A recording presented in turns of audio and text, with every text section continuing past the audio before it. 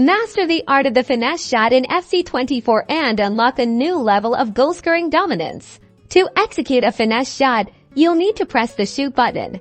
But just as your player is about to strike the ball, you'll press the modifier button on PlayStation. This is L1, and on Xbox, it's pound. The key to a successful finesse shot is timing and positioning aimed towards the far post, creating an angle that makes it difficult for the goalkeeper to reach. Now, let's talk about the power for finesse shots. You generally want to charge the shoot button for about 2 to 2.5 bars of power too little, and it won't have enough pace, too much, and it can sail over the bar.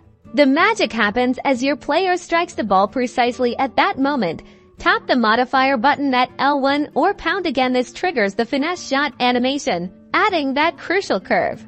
Practice makes perfect. Head into the training arena or a friendly match to get a feel for the timing and power. Experiment with different angles and distances from goal. With consistent practice, you'll find yourself scoring more goals with these elegant, curved shots, leaving opponents in disbelief and boosting your FC24 gameplay significantly. Don't forget to like this video and subscribe for more FC24 tips to elevate your game.